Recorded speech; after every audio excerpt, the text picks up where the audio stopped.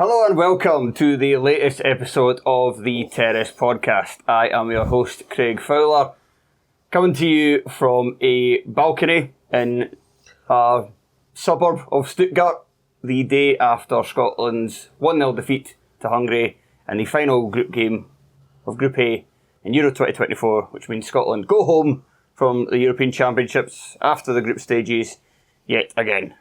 To help me talk about last night's game, pretty much in particular, and we'll maybe talk about our experiences across this whole trip as we leave tomorrow, but we won't be talking about Steve Clarke's future because we'll kind of leave that for something we'll end up doing either later this week or into next week. But anyway, without any further rambling on, I am joined by Tony Anderson. Hello, Tony.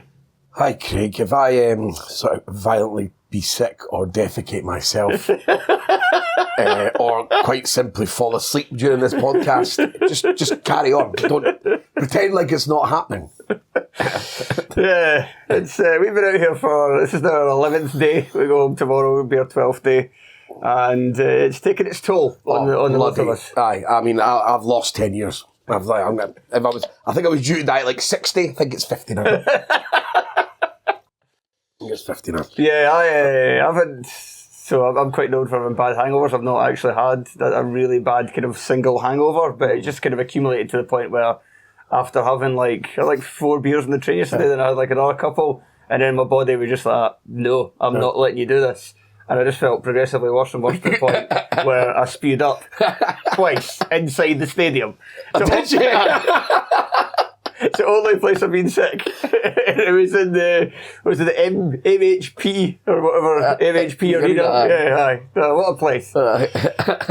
Those Campari and oranges sorted me out before the game with that little... I tried. They were... I tried. When you were trying to drink tequila sunrises. Yeah, I was trying. That's usually my kind of go-to if I need a lift that's going to get me back into just being drunk again from just feeling crap as tequila. But no, not on this occasion. It was just... I only started feeling better in the second half and I was just after being sick because I was drinking water. My body was like, yes, this is what's needed the entire time. Yeah. Who knew? But yeah, we'll maybe talk about the kind of other elements of the trip and Stuttgart as a place because we've not been that impressed. Oh, wow. It has to be said with a couple of days here. But let's talk about the game. Actually, we can talk about our experiences of the game because both of us got tickets for the match. Very fortunate, aye. Yes. Very lucky. And we were able to go, I would still say, your ticket was free, so it's a bit easier for you, but I would still say it was worth it for me to pay €400 for my ticket because it was... Well, the match itself was very disappointing. It's a cultural event. Yes. It was incredible. Because it was a great kind of Hungary support as well. And the noise, the atmosphere in the stadium was just crackling. That's probably the best way to describe it. It was brilliant. I was really enjoyed the Hungarian fans. I enjoyed them in and around. Again, they were really friendly, and I was really impressed with them. I feel like I don't want to criticise. I think the Scotland fans have done absolutely incredible the whole tournament, but it did feel like everyone had been there for 10 days. It really did start. A lot of the Scotland fans have peaked. And last night, I think they needed the team to bring them in, if you understand what I mean, rather than vice versa, which would be very different in the other games where the sport's been there. I think the fans needed the team last night to get them going, and it just never happened. Yeah, I think there was maybe more...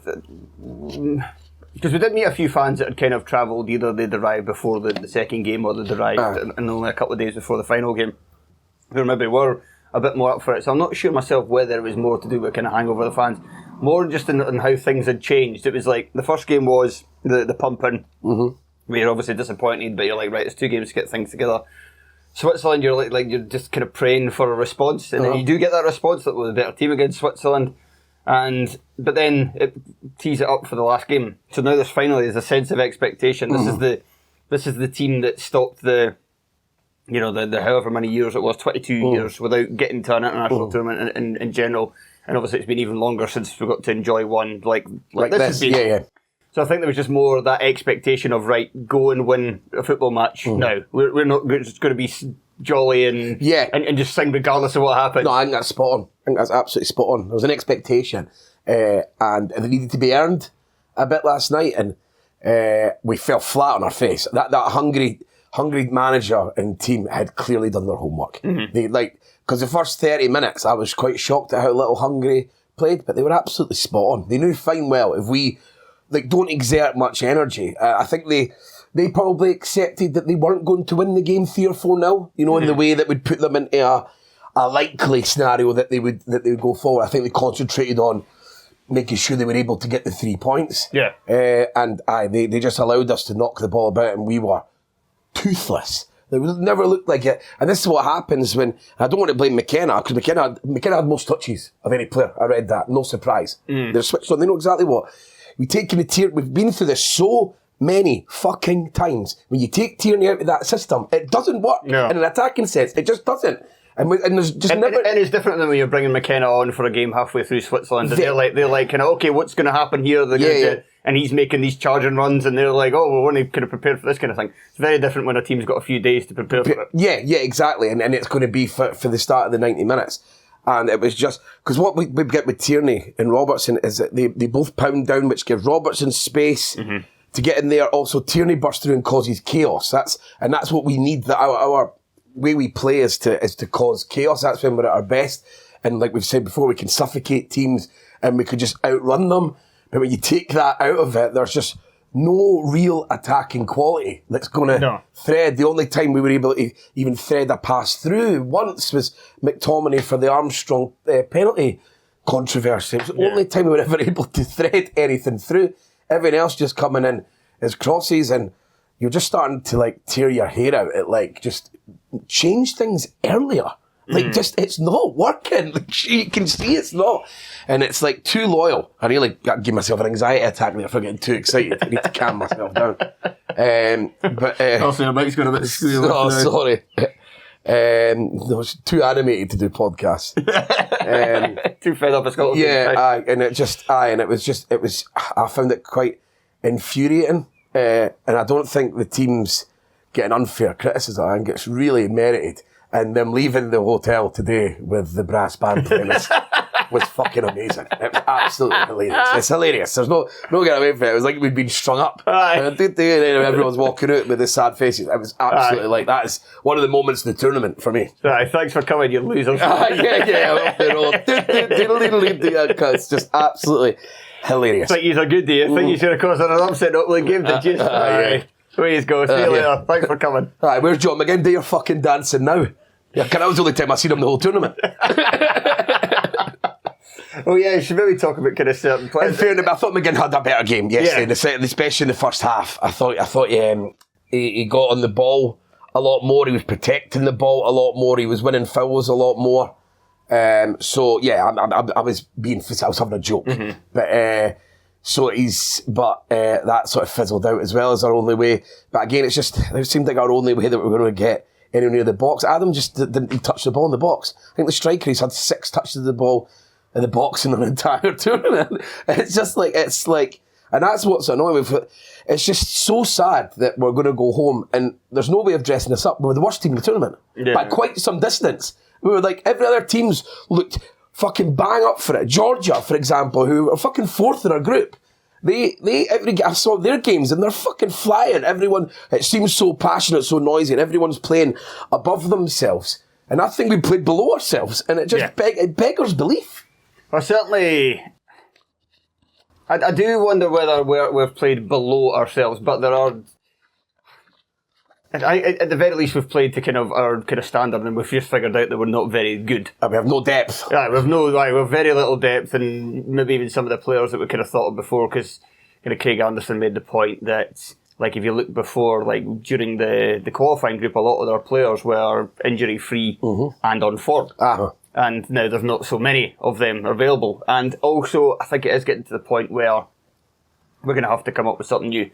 And not just because of the kind of Tierney being out more than he's available thing. I think just even with Tierney in the team, we've started to draw attention to ourselves by being good, by beating Spain, by beating Norway, by winning those first 4 games or whatever it was in qualifying, and making people sit up to the point where, I don't know if I ever called, did somebody stupidly enough call us dark horses, like about like the turn of the year time or something? Probably me or you. No, I'm sure there was somebody like the mainstream saying, "Oh, look out for Scotland," kind of thing. Yeah. Like, let's settle down with that. And now that like nobody's really informed, but also like now it's just a case of people know that we don't have, like, we lack so much. Like we've got we do have depth in terms of the fact that there are kind of a lot of similar guys in similar areas of skill, but we don't have a particularly great centre half or goalkeeper, so that's an issue.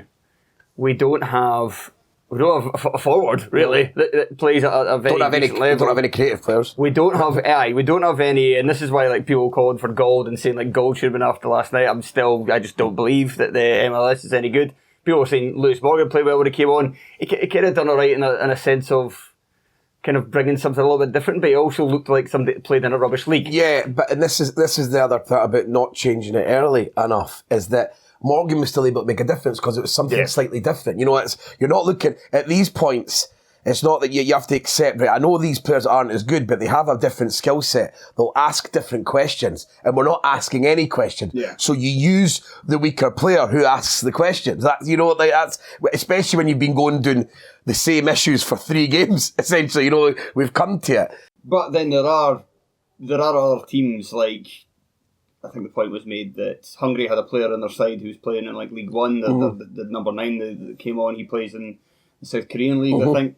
So there's guys that don't necessarily play at a high level, but it's maybe a case of bringing in guys from lower levels who, you might not recognise the standard of footballer, but you have to just go, well, they're the only player we have of this. That skill set, and while they may not be able to do it regularly at a standard of Euro 2024, the fact that you will have players around them who are of that standard might help them be better. And be able to get them into the parts of the pitch that they can express themselves and do their best. And that's what I mean. We've done this for so long, for 3 games straight, and there was not an acceptance of using all these guys that you brought. Like we made a big deal like Forrest, and I'm not saying I'm not saying that in every game, but surely when we come to this stage, we've got a huge body of evidence that it's not working. Yeah. So we have to accept that we're going to have to chuck on Forrest, Morgan, Conway, and start trying to ask different types. Conway's another one, he didn't get a minute, did he? We need to ask different types of questions. Again, I accept they're not as good players, but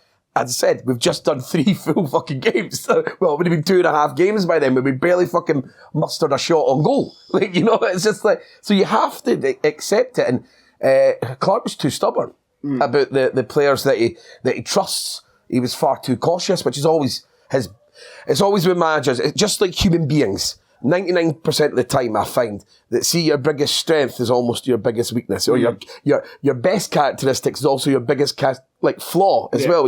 And that's what it is with Clark. And we need to. I wouldn't be surprised if we go into the next one. I think Doak's just going to get. I think he'll be straight in. I don't think it'll even matter if he's playing.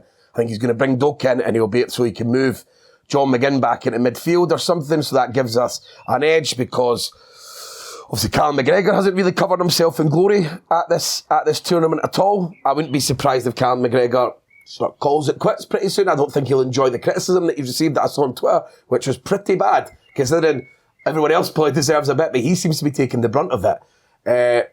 And obviously he's had more injuries this season, so I wouldn't be surprised if they move and then getting Doak in, because he's the only player that we have of his type. So I can see there being quite sweeping changes there, but we don't want to go into all that in the future anyway. Yeah, aye.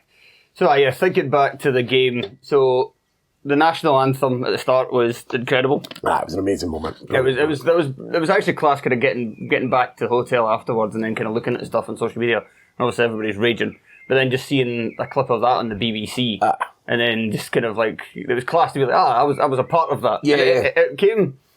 I think at the stadium, like I knew it was class in the stadium, but seeing it back on the telly, because that's usually when, because I don't go to the many Scotland games, that's usually as I would judge the noise of a national anthem, and then hearing it feel like it was almost even louder. Yeah. That was quite special, that. But then, the game started into first 20 minutes, I was like, well, this is going well. We've got so much of the ball, they seem weirdly passive. But as you were saying, They just had this figured out. They knew what we were wanting to do. They've done their homework massively. Knew what we were wanting to do. Stopped us for really kind of creating in, and that is the most, because you look at parts of that game and go, well, Scotland did control large parts of it, and there's a penalty decision we'll get onto as well, and just kind of a lot of times I think we got into good areas and our final ball was kind of lacking, but at the same time, Never thought there were tons of options in the middle for the cross. Like, it was like one guy, maybe two. Yeah, there's that. There wasn't enough kind of intent from other players to get up and support and to provide different options for whoever was crossing it. Which seems mad in a game you need to win. Yes. And you're playing against, like, a team of your level, if not below your level. To go with your point about Clark, it felt like he was trying to control the game, because that's the way we kind of do against these similar teams. But typically, and it's the problem we have, is that in these matches, we try to control the game, and we try to win basically 1-0. And it's not like we're so like overly defensive because we try to keep hold of the ball. We just kind of know that we're not going to create much. Yeah. So if we can keep the ball away from the other team and take the pressure off our weak defence, then we can maybe get the ball a lot into further areas where nobody's going to make a pass, but instead somebody might run into somebody, the ball will bounce and then fall from McGinn and McTominay to score. Exactly. I mean, and again, I'm not going to blame Clark fully for that, because that's something that he sort of like tried to figure out to make us good enough. Because back to a point we were making earlier, it's like it's basically like we've got like 10 good. It's like 10 of the workhorses that play for the best teams in the world. But it's all their workhorse merchants, that play at the highest level workhorses. They play like in the high, but when you use 10 of them, it's an issue. And that's like that's why I don't want to criticise Clark too much, because I feel he's done well to create a system and get the best out of people and to make it work and get the goals to McTominay and McGinn to bring so much out of them as forwards. That's why I don't want to overly criticise, but I said my frustration is there was 2.5 games of a body of evidence of it not working, and that's where I get a bit angry. And it was in the early going as well. Gilmore was getting on the ball and was able to turn and was passing it forward, and there was a couple of times where he was kind of like, you would think he was going to make the normal pass, but they would turn and he would play it like with his other foot, and he would change the direction of the play, and we were getting in areas there. I was thinking, well, this is very promising. And then that was kind of the one thing that Hungary, I felt kind of in amidst a kind of passive early performance, we're like, okay, we need to stop him doing that. And then they stopped him doing that, and then it was just kind of, from that point forward, it just kind of felt like two very even teams. Did you feel that we were avoiding giving the ball to Ralston? Because I think he was open so many times and they chose not to use him. Possibly. Because he was the one that was getting given space. Robertson was obviously being closely. He was getting space, and I could see Gilmore turning back and thinking, I'm going elsewhere. I really did feel that. And that was right on my side where I was standing. It was right there, and I found it really noticeable because I had the angle of every time there was that pass on. I'm like, they're not fucking passing it, man. That's how I felt, innit? It's that guy in your football team, you're just like, nah. Aye, but it's like, and obviously they're allowing space. Again, that homework all done. I mean, you don't need to do much homework about Ralston looking dodgy and a bit shit, like out of his depth at this tournament. Aye, there's a massive, a lot of people saying a massive drop-off between Hickey and Patterson to Ralston. I think there's a massive drop-off between Hickey and the rest. Yeah, absolutely. We missed him so much. Yeah. So much. Yeah, so there is those aspects of it, which, again, we could probably talk about in a later podcast. So, yeah, there wasn't really much. Did you want anything to necessarily change at half-time, or were you like, right, no, let's see what the start of the second half has to bring? It was 55 minutes, an hour, where I thought, right, there needs to be changes now. I could see exactly where the game was going, which I think is not, I've learned that you don't have to be a fucking pundit or anything if you're a Scotland fan to know what happened in that 100th minute. You were seeing coming from a fucking mile away early on, in the second half. Like, this is exactly where this game is going to go. Yeah, it's going to be decided. Yeah. So it's it was then where I was thinking, right, we need to either get Forrest on for Ralston just to again and push Forrest forward, take risks, let Hendry try and deal with there, and like I said, it was or even change the shape so Robertson could come from deeper, because I feel like when he's on the left and it's with McKenna, he's easier to deal with because McKenna plays out to him and then he's got no one to link with there. Obviously, normally he has Tierney and he links, or the striker would come over, and he wasn't able to do that. So I feel like Robertson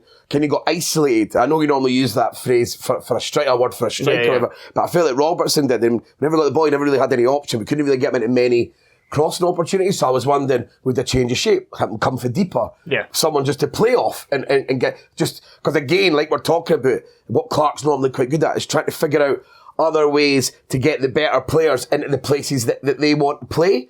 And so I thought something like that. I didn't think, I'm not against it for me. I never thought we were going to lose last night because of the three, but I always felt like, I didn't feel like we were going to get anywhere going forward. So I thought that had to change. again earlier, and I didn't mind he starting it even again because he said McKenna worked a bit in the Switzerland game. He was like, maybe I can get away with it, but then it wasn't working, and we needed to just make changes and start taking risks, because then what it got to is it got to fucking desperation mode in injury time, because we hadn't taken any risks for the other, and that's when Hungary were just getting chance after chance. They were just going for chance after chance. They should have won it in the last 10 minutes. They could have won about 3-0. Aye. Yeah. Right, they wasted some opportunity. They wasted the better opportunities of the game. We didn't have a chance. Well, I mean, they were saying the Hanley one was a shot on target, but it was blown up for a foul. It was blown up for a foul, so we didn't even have a fucking shot on target in a must-win game at a European Championships with all that build-up to a well, we could have had a very clear shot on target. Yes, it had a penalty been given for Stuart Armstrong.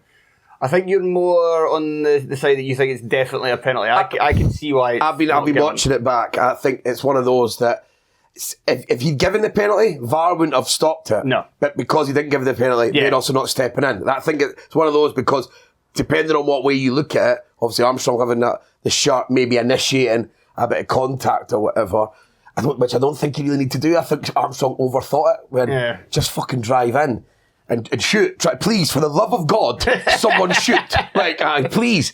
So you're a free agent now, you need somebody to sign you. Yeah, fucking shoot.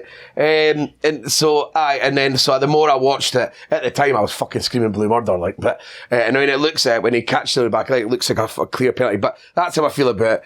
Either way, VAR wasn't going to get involved. It was all down to the ref, and the refs obviously gone down the line that he's sort of initiated the contact to happen. At the time, do you think it was going to be given?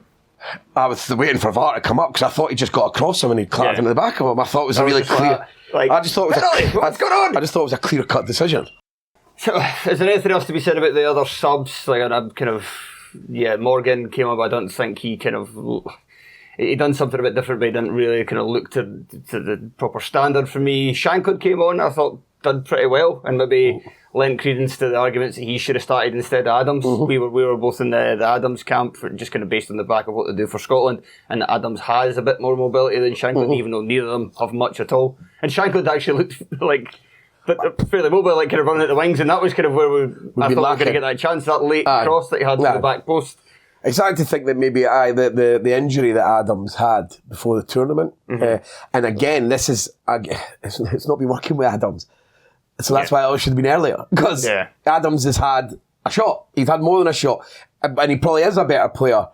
So I understand why he's had longer, but then when we're hitting there, we need to be giving Shankland half an hour, 40 minutes, when it's not. When we need a goal. When we need a goal, we had to, but it just wasn't working. So again, you have to, and that came too late. And again, and like we were just saying earlier, you bringing on these players of weaker but with a different skill set helped us create a bit more. And that's why it should have just been done earlier. And also, Gilmore was knackered. I remember actually seeing him look a bit tired, and I was thinking, I think we were actually starting to get leggy. And then he was taken off not long after. But at the same time, if you're wanting somebody to thread through a pass that's going to help us unlock this kind of stubborn defence, at this point as well, again, caution to the wind. You need him to track back to say, Billy, just when we've got the ball, you just get yourself in a position. Why don't you put him in the number 10? So he just turns and slides it. But again, putting players not in their new number 10? So instead of beginning McTominay, we stick McGilmore up. We have to just change. It's always a different way when they've got one attribute that can help. Give us Gilmore and Christie next time instead. It was a bit sad this week. I've got a big fright when the boy got hurt. That was horrible, man. When you've been obviously had a few drinks, you've had a great trip, and you're in a stadium and it's cracking, and you're sitting like, I was like, I really don't want to fucking witness it, even though it's not doing me, but you know what I mean? You get that anxiety, it's like, I can't watch this. And I was fucking like, this is absolutely horrible. Please don't be a really bad. And then when they put all the stuff in them, I'm like, oh, fuck me. And just luckily someone was saying, oh, he's moving. And obviously he was able to get off the pitch, but he's had to get... I was looking at the kind of response of his teammates, and there was a bit of kind of like, come on, hurry up with the stretcher kind of thing, but I don't know, I got the vibe, it didn't look to me that he was like hurt to the point they were concerned for his life. Exactly, I hate that. Even like earlier in the season when Boyle went down badly against Rangers, I feel a sick feeling, I hate it. And then... But he fractured, he had to go on operation, he's fractured multiple bones in his face. Multiple. I just saw his wife's a beautician, and she was talking, saying broke multiple bones in his face. Fucking hell. Absolutely fucked. Mbappe's fucked. Everyone's getting their faces fucked. Yeah. Jesus. Right, so then, we kind of talked about like just the absolute kind of barmy nature of the last 10, 15 minutes where it was just like everybody just running from side to side. Hungary looking much more dangerous whenever they do it towards our goal, and eventually they get that goal. I think you said you were pretty much the same as me. I think you were already halfway up the stairs. I could. Again, you don't need to be the brains of Britain to see. You could see the minute I was like, this is absolutely a goal. It'll take something insane. Once they break away from McGregor, I was like, the minute I'm just like, I'm away. I was like, because I've never. It's the most obvious. They had all the men over, they're piling it forward. I'm like, they're just going to roll across, and that's exactly what happened. Nothing anyone could do once to that point. Aye, and also we're at the point now where we don't know whether 2 points might be, I don't think I would not blame them at all for going as gung-ho as they did, because no, I don't have a problem with that. I think it was only like 8% chance of us going through with 2 points. I didn't really want to go through with 2 points either. Yeah. I don't. It's not been quite funny that of all the times we've been shafted and actually played well in groups, the time we were the first team ever to be undefeated and go out of a group stages, it'd be quite funny if we'd actually ended up 2 points was enough for us to survive. But it's kind of like, I know what you mean in terms of the fact that we wouldn't really have deserved to go through. You just want to earn something. Yeah. And it's just shit again, another fucking tournament quite close together, where all we get is like a moment in 3 games. It's like a bit shit. Because it was the same last time, wasn't it? Last time we had McGregor's equalising goal, and this time we had McTominay's opener. McTominay, quote unquote. Mm-hmm. So it's just it's been a depressing end to a brilliant trip. Yes, because Stuttgart, not good, not fun. Man, it's too spread out. Don't know where anything is. We're in a hotel where it's like, just for people to understand, there's no one here. There's no reception. There's just nothing. And the restaurant's closed next door. So there was one person here this morning, and like I woke up, I was like, I need to get some water and that. And then my got changed, and my mate went to reception, and he had to fight to buy a bottle of water. He had an argument to get a bottle of water. I'm like, and then she just went up the stairs huffing and came, and my mate Kev just it was like she was doing me a favour. And it was just like ice cold, brilliant bottle of water. I was like, why are you holding out with us?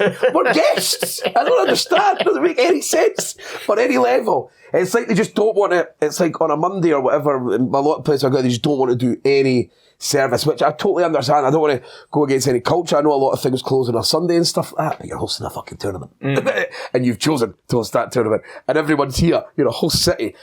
I need to get a bottle of water. and I think we had to travel all the way to the city centre just to find somewhere to fucking eat. All day, and then fucking... we pretty much paid, like, between the 3 of us, like €100 just to get around, just to figure out where we could find... just to go find somewhere to get food. And then we were, because I really didn't want to eat like a McDonald's or a Five Guys in the city centre and that. I just wanted to have an actual like meal in a restaurant. And then obviously once we're all getting tired, so we thought we needed to do this as well. So we came back, went and bought some like fucking crisps and shite, and then they just didn't have any bags. They wouldn't, and then again my mate's like, can I just use one of the baguette bags? You know, and she's no. I was like, you've got me a fucking bags in Versace. Give me a fucking bag. It's just like, it's been absolutely chaos around. A lot of shut early last night as well. It's just, well, maybe it's shut early in my mind compared to fucking Dusseldorf and Cologne where nothing fucking shuts. It's never ending, and that's why I'm never going to recover from this entire trip. But Stuttgart, just a weird place. Didn't feel very welcoming, which has been the polar opposite. And I saw quite a few people say, I got messages around saying, don't feel pushing everyone towards the fan zone rather than in the bars. Not really. I'm like, well, that's mad. I thought the whole point in hosting these tournaments is to boost your economy. I thought that in Germany it was great because they don't have to put in any infrastructure. They just, it's all ready to go. So it's just loads of people come and boom, everyone makes a fucking mint in the country. So Stuttgart, it's a bit of a shame. It's quite nice out in the hills and stuff. It looks nice, but the city centre, it's a bit crap. Everything's a bit spread out. Don't really know where to go. And I could even get a bottle of water all down.